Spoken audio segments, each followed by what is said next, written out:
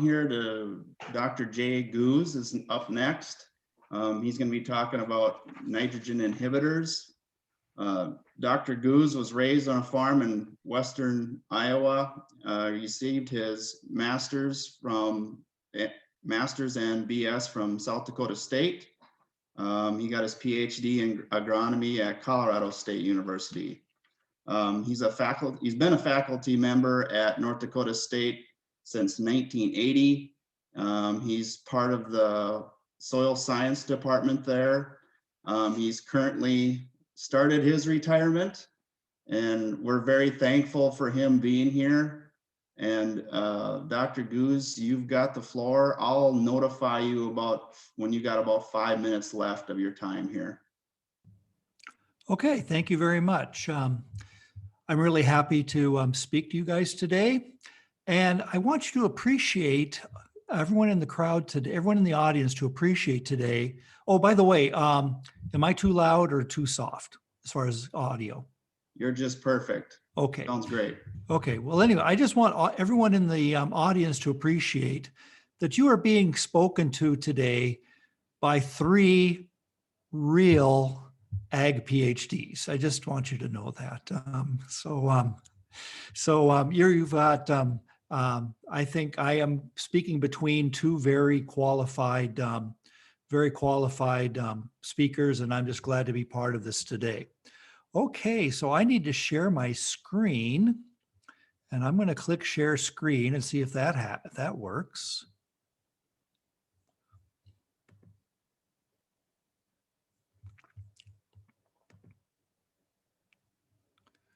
So I'm clicking share screen. Did that work? Yep, we got it. Okay. So let me go full screen on my slides. So is it full screen for my slides? Does that look okay? Yep, Hello? we can see it. Can you still hear me? All right, I just want to make sure. I just don't want to keep talking if you can't hear me. Okay, so I'm going to talk about my experience with nitrogen stabilizers. I didn't do a comprehensive literature review. I've been working on nitrogen stabilizers off and on since 1983. And so I just going to talk about my experience. And you're all good agronomists. You're good at adapting information, like Darcy's information from Indiana, and adapting it to your locale. So even though my work was in North Dakota, you guys will figure out what applies to your locale. Okay, so why doesn't that advance? Okay, I have to do this. And I also have to laser pointer. Do you see the laser pointer? Anyone? Yep, we do. Sounds Okay. Looks good. All right. I don't do a lot of this, so you'll have to forgive the old man here. Okay, so what is a nitrogen stabilizer? Now I know that almost all of you know this, but in case 1 or 2 of you went to the University of Wisconsin, I'll explain it in short sentences. That was a joke, by the way. Nitrogen stabilizers are fertilizer additives that slow down one of 2 reactions. We don't have nitrogen stabilizers that will inhibit denitrification, for example. That's just too robust of a bacterial process. And we don't have additives that stop leaching, but we do have additives that will slow 2 reactions: urea hydrolysis and nitrification. Well, let's just step back to your soil fertility class and just talk a little bit about urea. How is urea made? Urea is made by reacting anhydrous ammonia and carbon dioxide at very high temperature and pressure. And it makes urea and water. And the carbon dioxide actually comes from the process of making the ammonia in the first place. So it's a very tight integrated factory that makes that. And but when you put urea on the soil, all it is the exact opposite reaction. Urea reacts with water and goes back to ammonia and carbon dioxide. Now, urea hydrolysis will occur in just a beaker of water, but it's really slow. In nature, the reaction is catalyzed by an enzyme, and the enzyme is called urease. And so urease activity is pretty important to what happens to urea in the soil. So what happens to a granule of urea when it hits the soil? One thing you should know about urea as a compound: the critical humidity of a urea granule is about 60% humidity. Now, they modify it a little bit by coating the urea, but still, it doesn't take much moisture to dissolve a urea granule. In other words, if a urea granule is lying on the surface, let's say they broadcast urea in the afternoon, but by morning, it's going to look like the urea is gone. And I remember farmers, when urea was first introduced, yes, I can remember that, farmers would say, but the urea disappeared. No, it didn't disappear. It just absorbed humidity and went into the soil. Well, this enzyme urease is widely distributed in nature. It's one of the most widely distributed enzymes in nature. Soil has urease activity, microbes have urease activity, and especially the crop residues. Darcy mentioned saprophytic organisms. Crop residues are just heavily laden with saprophytic organisms, and they all have urease activity. Well, what about the kinetics of this?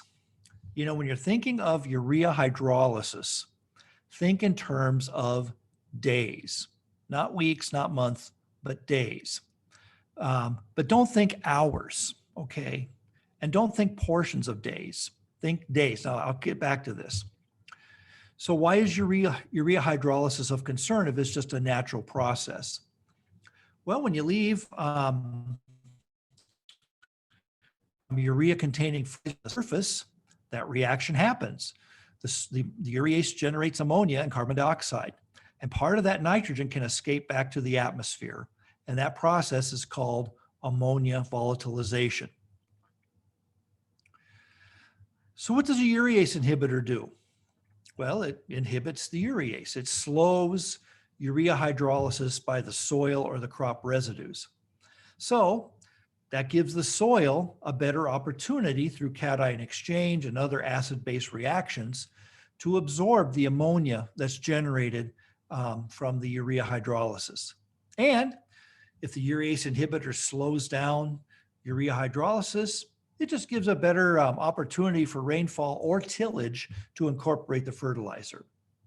So again, when you're thinking about a urease inhibitor, think in terms of short periods of time, say less than 10 days or 10 to 14 days. Okay, just a second here. Okay, nitrification.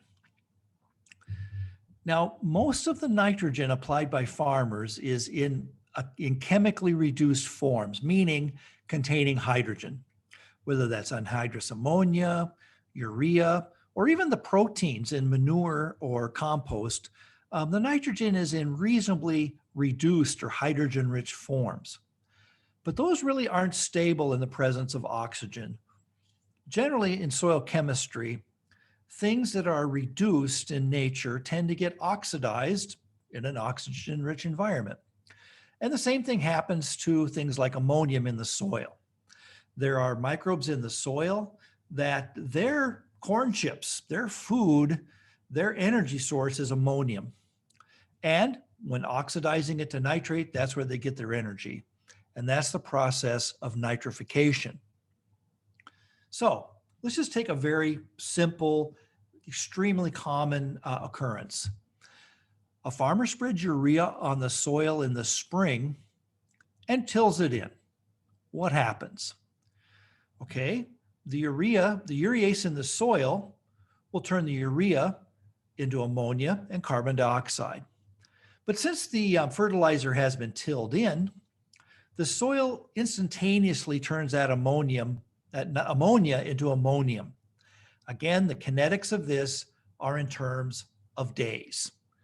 You know, if if it's springtime and it's warm enough to till and you till in some urea, it's going to be turned into ammonium within 2 to 4 days. But then the microbes in the soil convert the ammonium to nitrate. Again, just under a normal condition that I described. The kinetics of this are about a month. Minnesota soils, like North Dakota soils, are high in organic matter.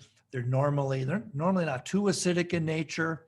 And so a month is about what it takes in the springtime. Now, plants love nitrate. So what's the problem? Well, if you've got a really sandy soil and a lot of rain, like you have in some of our potato production areas, nitrate can leach beyond the root zone even during a growing season.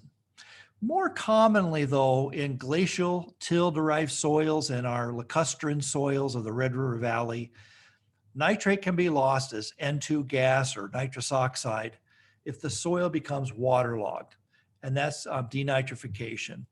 In other words, if the soil becomes waterlogged, oxygen disappears from the soil solution within about a day, and the microbes will start using nitrate for their respiration, not as a protein source. So, what does a nitrification inhibitor do? It slows down the conversion of ammonium to nitrate, hopefully so that when you get those leaching and denitrification events, the nitrogen is in the ammonium, but not the nitrate form, because the ammonium is positively charged and will adhere to the cation exchange complex. Okay. Now, you're agronomists, you're independent consultants, and it's hard to explain these concepts to farmers, because I want to explain one problem in explaining this to farmers. There's control and there's inhibition. Farmers understand quite well the concept of control. You spray an insecticide on the soybean field and all the aphids fall off. That's control. A soil applied herbicide controls target weeds for 6 weeks. And then it breaks down and the weeds begin to reappear. Now the farmer says, yes, I got 6 weeks of control. And farmers will ask you, if I use Agritane or if I use N-Serve, how much control of urease or nitrification will I get? And friends, it doesn't work like that. You can't use a control model to describe urease and nitrification inhibitors. Control implies stopping something. Inhibition implies slowing something down. And boy, if I can get one point across, nitrogen stabilizers provide inhibition, not control. It's not like N-Serve is totally going to block nitrification for 6 weeks. It's not like Agritane is going to block urea hydrolysis for 10 days. It just doesn't work like that. And I'll show you some examples. Okay, here's an experiment I did with Dr. Girdle from Auburn. We just put urea granules on a soil surface. And here we have the urea from the granules remaining over a period of days. And here is the urea hydrolysis. Like I said, urea hydrolysis happens over a period of days. So the urea granules are pretty much hydrolyzed after 4 days. Now this is where we impregnated the urea granules with Agritane. Now, was the curve like this, where it went like this and went like that? No, that's a control concept. What we had is slowing it down. Now I put the half point here. The half-life of the urea hydrolysis was 2.4 days just for the urea. It was about 7 days with Agritane. So technically from an enzymatic point of view, we had about a 65% inhibition. And I know those concepts are hard to get across from farmers, but I just want you to know that we have to talk about concepts of inhibition and not control. Now, fortunately, for many years now, farmers have had available a really good urease inhibitor, NBPT. And it's the analogy I use is it's a rusty key. You know, if you put an old rusty bent up key into a lock, you might be able to force it in, but you may not get it back out. And that's kind of what happens with NBPT. Actually, an expert calls it a suicide compound because it gets into that urease compound and it ain't coming out. Now, it was originally available as Agritane, and that's why I use that term because you all know it. But you should know that Agritane is way past patent expiration, and there are other brands available today. There's one thing you need to watch out for, however. Read the label. Some brands don't give you the percent NBPT, and how they get away with that, I'll leave to someone else to answer. Like, for example, here's Agritane Ultra, active ingredient, 26.7% NBPT. Here's another brand, 26.7. Arborite, you go to a product like Arborite, it tells you the exact percent. You know, almost most of these products are 26.7%. There's some 20% product out there. It's all good as long as the rate's appropriate. But man, there are products out here, active ingredients, NBPT, yada, yada, yada, 100%. Well, what does that mean? You know, you're going to want a product with a discrete percentage of NBPT on the label and kind of avoid these really tails in it, okay? All right, let's move on. So with regards to NBPT containing products, it's the industry standard product. There, Agritane is still out there, but there are store brands and other out there. Again, NBPT is way past patent. The only patents out there are on the carrier. So just make sure that you know the actual NBPT and watch out for what I just say ineffective products, because there are some of those out there. You have to realize that when you coat a urea granule with a couple quarts per ton of a liquid inhibitor, 2 or 3 quarts or whatever, at the concentration of that inhibitor on that granule is vanishingly small. You know, so let's say you've got Agritane on this, and let's say that 10 milligram granule reacts with maybe, I don't know, 5 grams of soil. Let's make a guess. The concentration of products like NBPT, it has to be effective in the range of single digits of parts per million in the soil. And fortunately, NBPT is effective at 1, 2, 5 parts per million in the soil. And so that's why it's a good product. So when we're screening, people like me are screening urease inhibitors, we usually use 5 parts per million. Because if you're going to stick it on a urea granule at a few quarts per ton, and that granule is going to react with the soil, if it don't work at 5 parts per million, it's probably not going to work. Now, to test some of these things, I'll just show you how we do this. Here's an experiment I ran. I have 10 grams of one of various soils in here, and I have 500 parts per million of urea and different concentrations of inhibitor. I do a 12-hour incubation. I start with 5 milligrams of urea, and with just 12 hours of incubation, that generally drops between 1 and 2 milligrams left in a little container. Well, with 1 part per million of NBPT as Agritane Ultra, there's a lot of urea left. It inhibited the urease, 64% inhibition. 5 parts per million, 72% inhibition. Well, this was a product that was out there years ago. Nutrisphere and Nutrisphere Quick Dry. Well, it really didn't work at 1 part per million, and it didn't really work at 5, and it really didn't work at 50. And it maybe worked a little at 500 parts per million. That's the same concentration as the urea in the soil. So, you know, I haven't had much luck getting that product to inhibit urease or slow ammonia volatilization. Others may say opposite. Those are just my results. How do we evaluate urease inhibitors as far as intact granules? Well, we put about 500 grams of soil in there. It's real moist. We put some urea granules.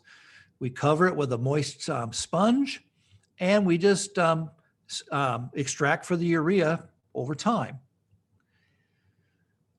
So again, urea granules after 2 days, after 4 days, it's pretty much hydrolyzed.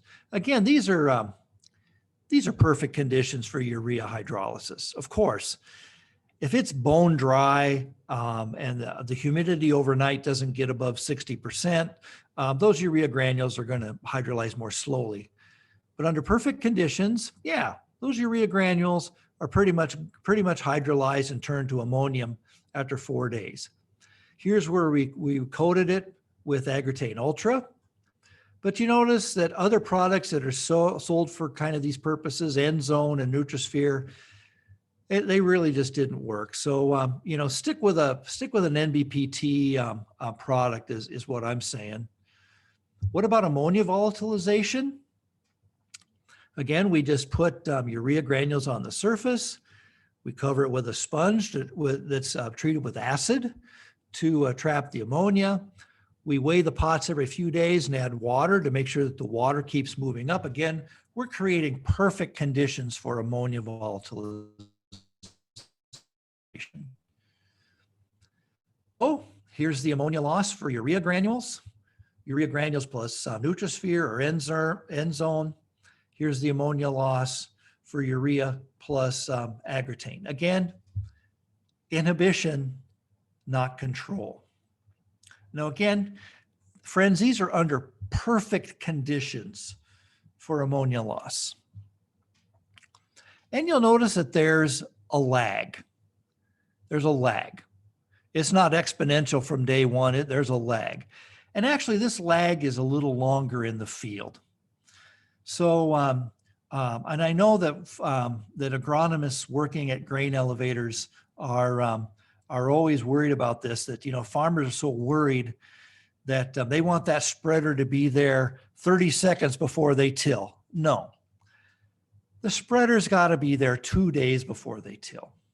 Actually, in the field, this lag is a little longer. And if the farmer can till in the urea granules 1 or 2 days after application, it's fine. Okay, some general thoughts about urease inhibitors. Surface application of urea on no-till, you have to use an effective urease inhibitor. You don't need an inhibitor if it's going to be tilled in within 1 or 2 days, or if the forecast is for a 90% chance of rain or something. Now, there are 2 new products, Limus and Anvol. As far as I know, they're both as effective as NBPT. Again, I don't see any advantage over the classic NBPT just from my looking around. Again, beware of products where the NBPT is not given on the label. Okay. What about urea ammonium nitrate, liquid fertilizers? Well, first of all, there's a great advantage as far as ammonia volatilization. In 2800, only half of the nitrogen is there as urea in the first place. The other half is ammonium nitrate and not subject to volatilization. You can stream it on the field. You can dribble it on the field. That will slow down the volatilization. You can shallowly inject it into the soil. You'll have no problem with volatilization. And if sulfur is needed, only if sulfur is needed, you can put some 12-00-26. Ammonium thiosulfate can slow urea hydrolysis and ammonia volatilization. But I would only recommend it if you already need the sulfur. But what is definitely out with regards to UAN is spraying it on heavy crop residues. You're going to get some real volatilization if you do that, unless you till it in right away. Now we've studied this. Here we've got some soil covered with wheat straw, and again a pipe so that I can keep the water flowing upwards. Here's what it looks like in my greenhouse. So this was an ammonia loss curve that I got for UAN. And this is percent of the urea N applied. Again, under ideal conditions. And again, 25% of urea N, that's only 12.5% of the nitrogen applied. We did get some reduction from the Nutrisphere. The Nutrisphere for liquid fertilizers is a highly acidic product, so that probably explains that. We reduced the loss when we added ammonium thiosulfate or calcium thiosulfate. We lowered it again with agrotane, and we lowered it even more when we had UAN plus agrotane plus calcium thiosulfate. I assume it would have been the same for ammonium thiosulfate. Again, these are under perfect conditions for ammonia loss. My guess is if the farmer tills in within a couple days, it's not an issue. Okay, so with UAN, surface banding, dribbling, or streaming reduces contact with stubble and probably reduces ammonia volatilization. NBPT is effective, but then again, your risk of loss is quite a bit less with UAN, particularly if you're dribbling or streaming. If you need some sulfur, ammonium thiosulfate can slow volatilization, but not as well as NBPT. Okay, let me take a drink of water here.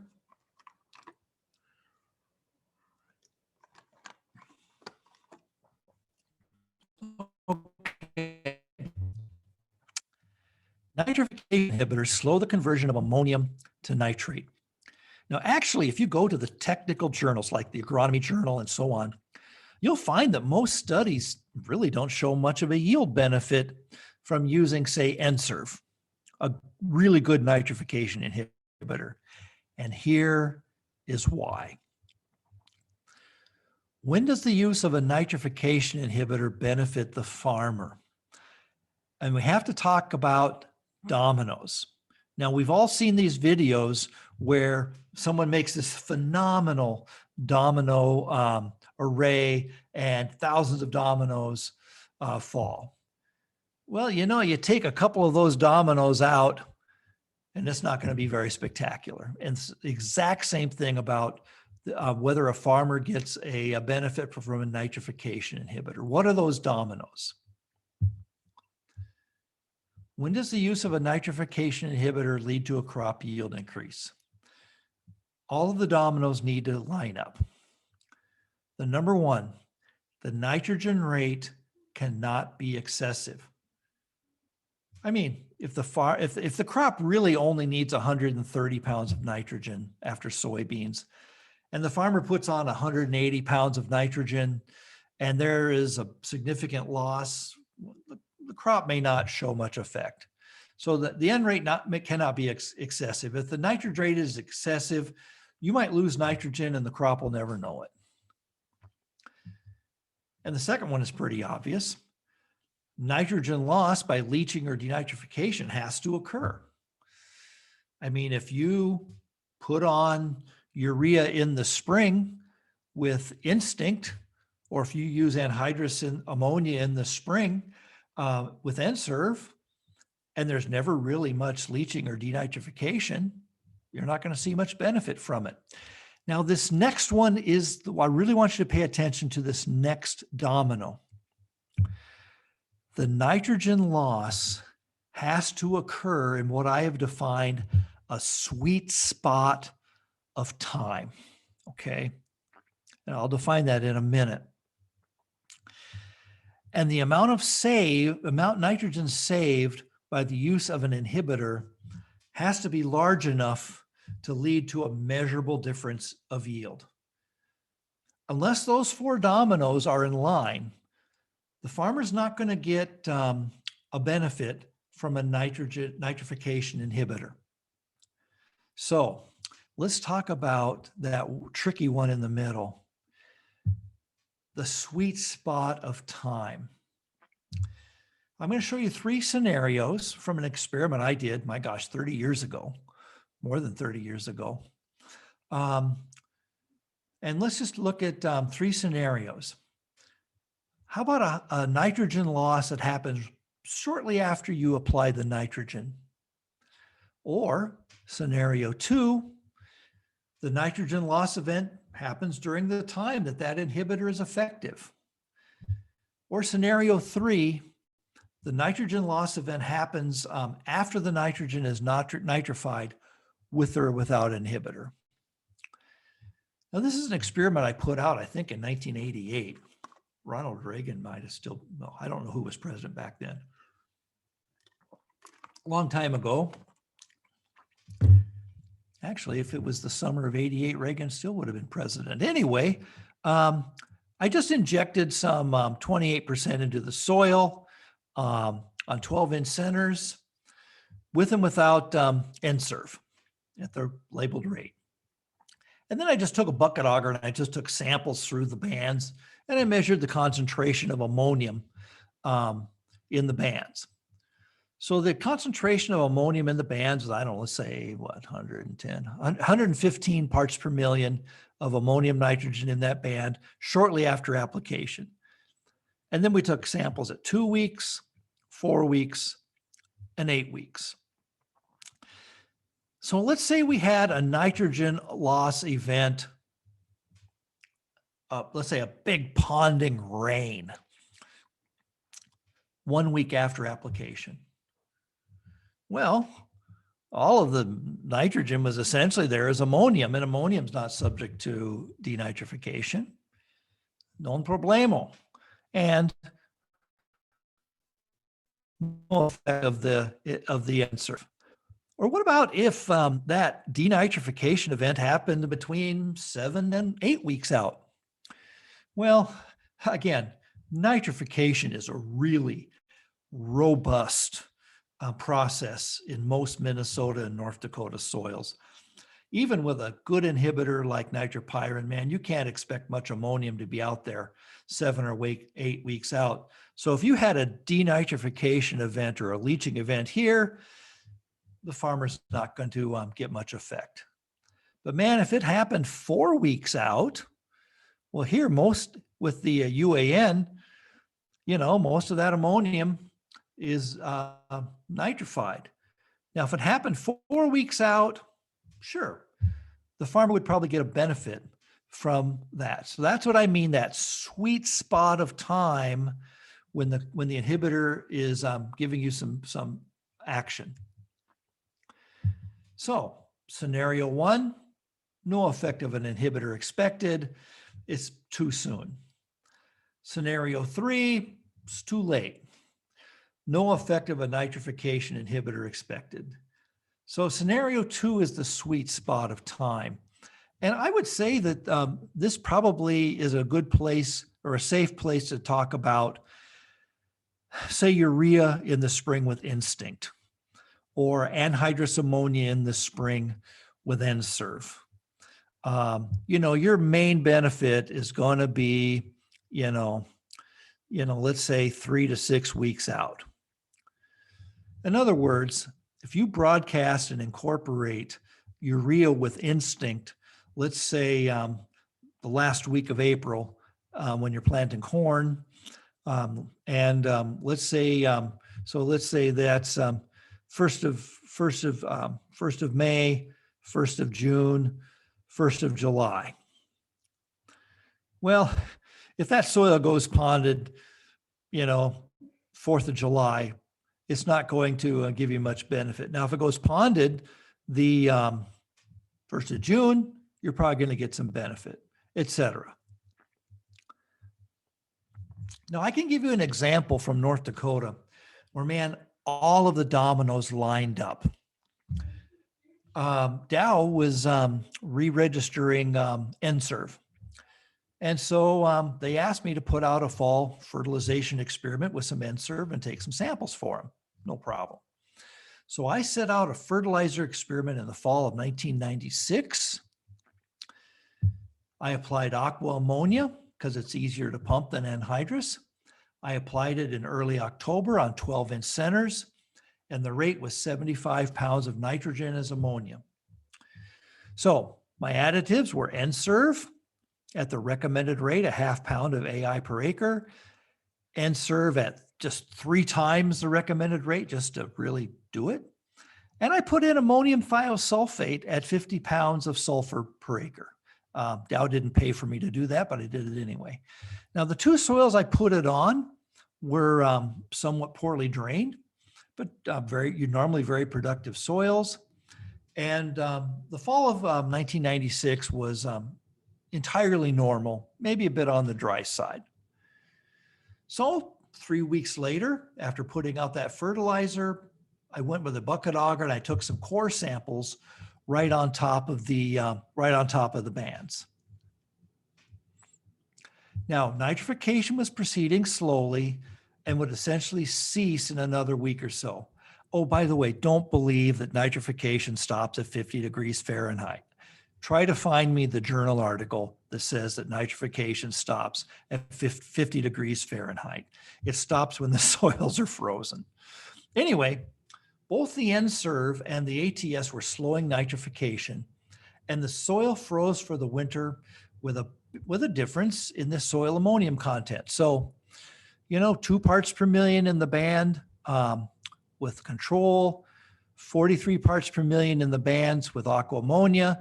But you can see that the N-Serve and the ammonia, and 3 times the N-Serve and the ammonium thiosulfate, they were all slowing the nitrification in the soil. Now, what happened in this study was the soil froze during that sweet spot. So the fall of 96, but the winter was not. Average snowfall in Fargo was about 3 feet. The prior record was about 6 feet. 96, 97, we officially had 9 feet of snow. And that fall application of nitrogen went through a worst case scenario, as I call it, for overwinter losses. This is the road into the parking lot. There's my Plymouth Sundance. Again, I had to drive that road every day to get to the parking lot up at NDSU. To the right is Newman Field, if you know where, that is. Here's my wife in the backyard after another snow. And here's my poor kitty trying to look for a place to pee. Man, I hope I never see that again, although I miss my cat quite a bit. Okay, so I went out the following spring and I took the same core samples through the ammonia bands, and sure enough, that N-Serve, it brought more ammonium through the winter.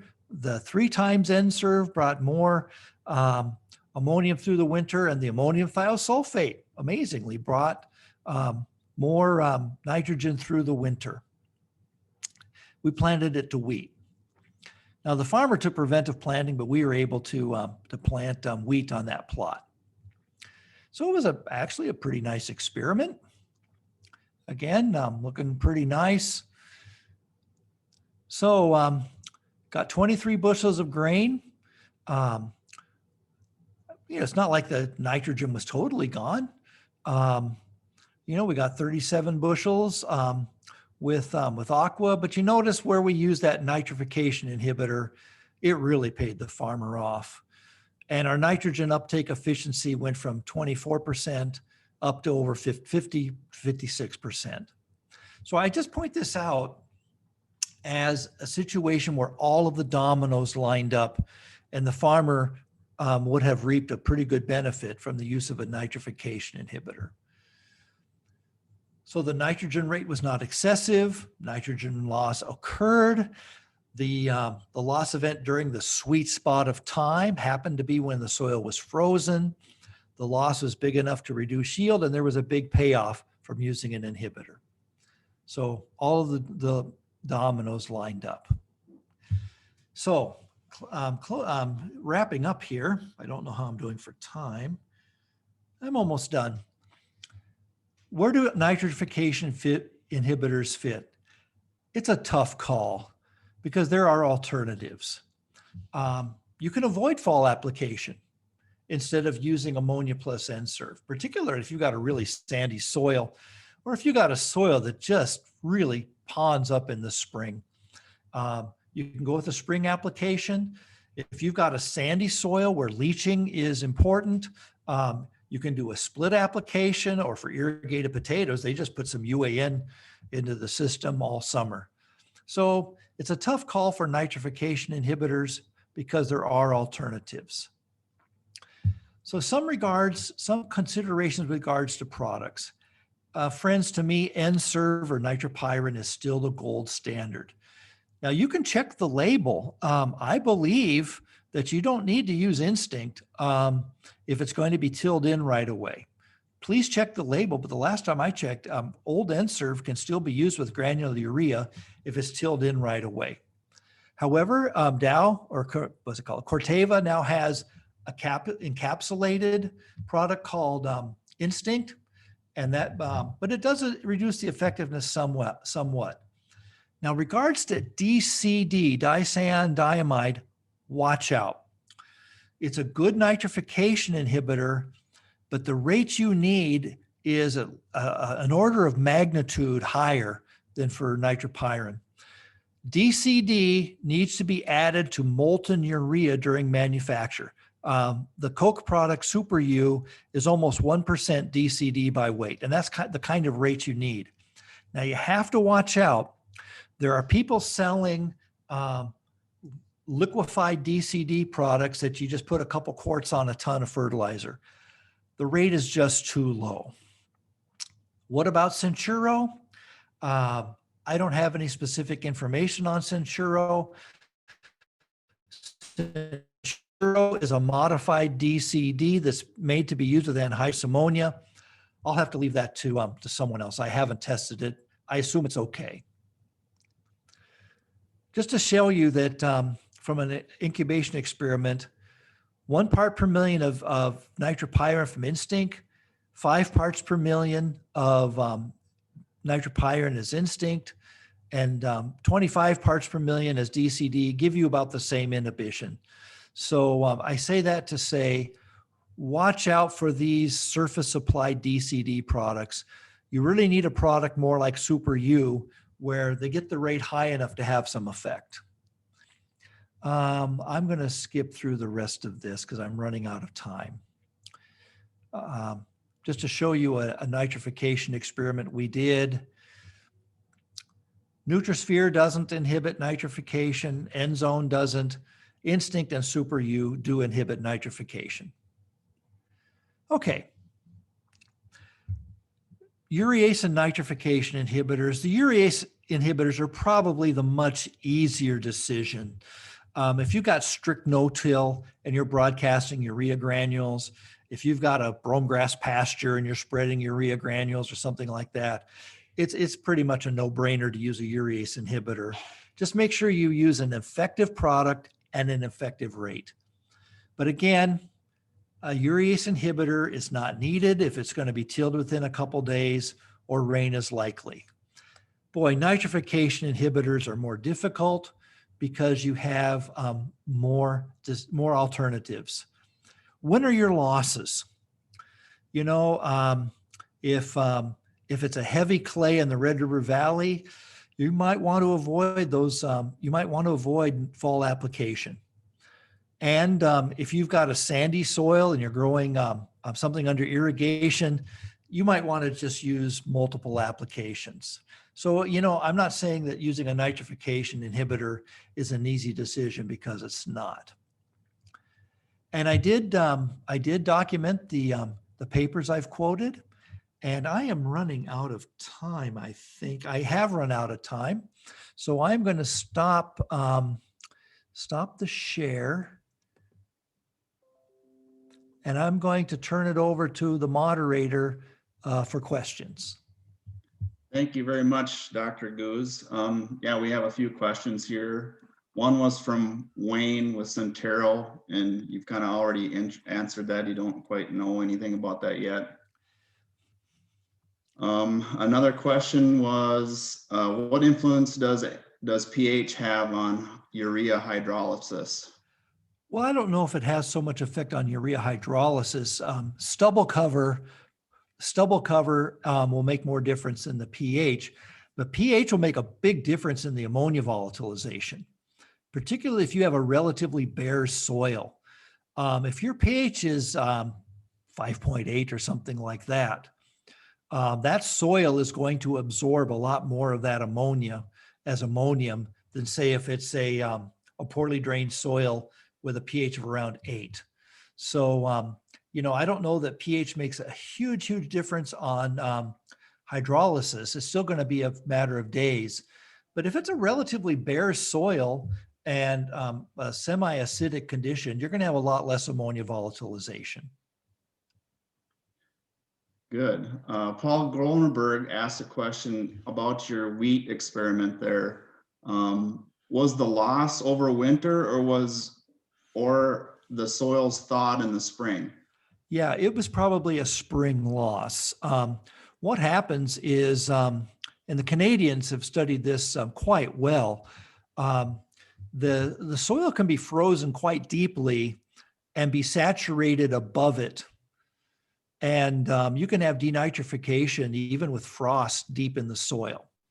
Either that, or these tend to be high water table soils. So even if there wasn't frost in the soil was just flat out waterlogged.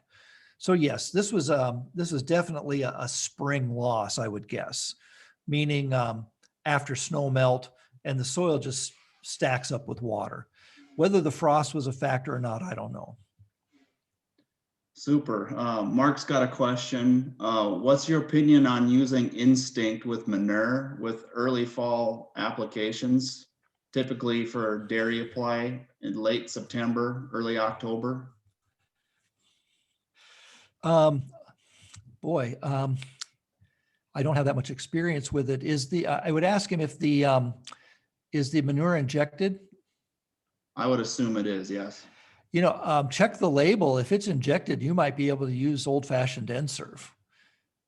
And you wouldn't, because the encapsulation to make instinct does somewhat reduce the effectiveness of the nitropyrin, but I'm not going to go off label. Check the label and just see if you can use old-fashioned N-Serve with injected manure. But yes, if it's injected, anything, whenever you inject anything, it slows down nitrification just for the fact that you're limiting the contact with the soil organisms.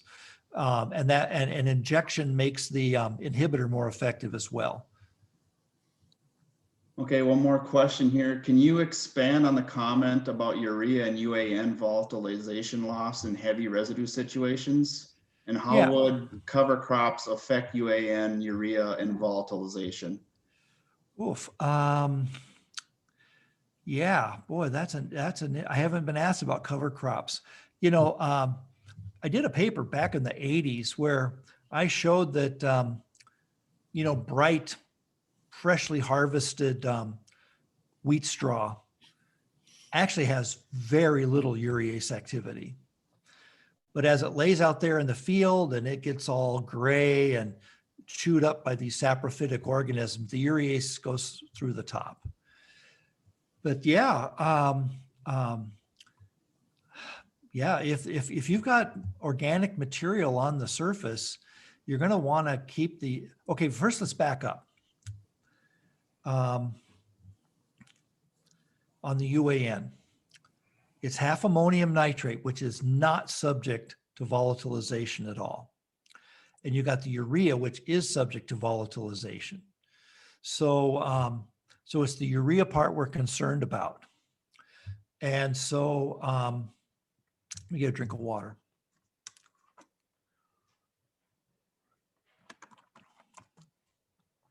So let's say you just spray some UAN on corn stubble, standing corn stover. That's going to be bad because the urease activity is high. Corn stover has essentially no cation exchange capacity to hold the ammonia. That's just and your mobilization is going to go up. I'm not sure about cover crops, but I would want to keep sprayed UAN off organic material. But boy, that is a good question to take up with your cover crop experts. Would this be in a fall or a spring situation? I assume spring.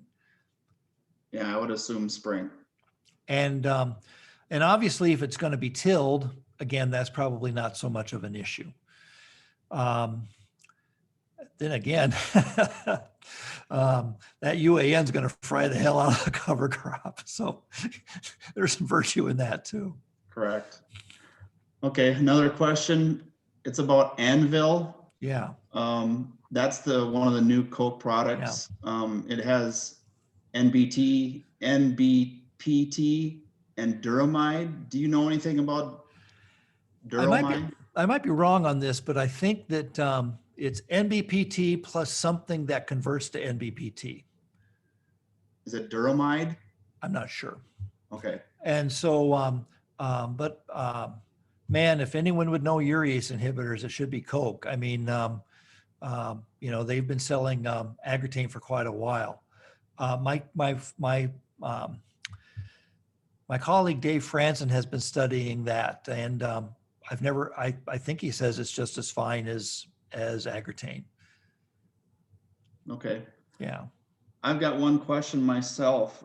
In your presentations, you talk about the N rate being excessive and combining it with a nitrogen inhibitor. Can you elaborate on that a little bit? Well, yeah. I mean, if let's just say you have a temporary ponding event where the soil goes saturated for a week. You're not going to lose all of the nitrate, but you're going to lose some of it. And let's just say that the farmer had put on 180 pounds of nitrogen, just broadcast your and filled it in.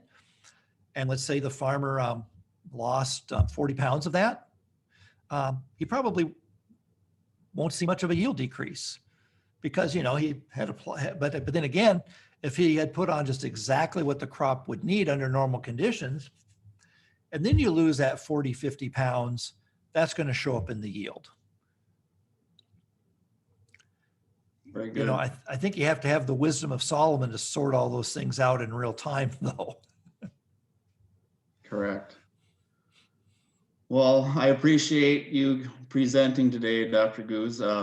That's it for questions. If anybody else has questions to ask, Dr. Goos, you can answer them later, correct? In the chat.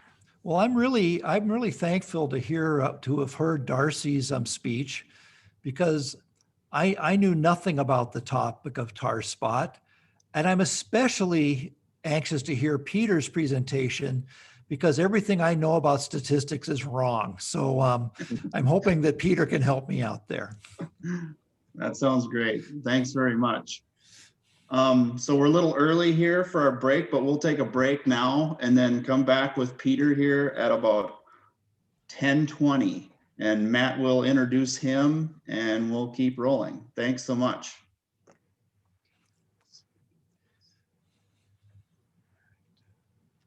Okay, let's throw up our sponsors here too, the sustaining members, so people can see that. And at the end, we will have the piece to scan in to get the CEUs from people.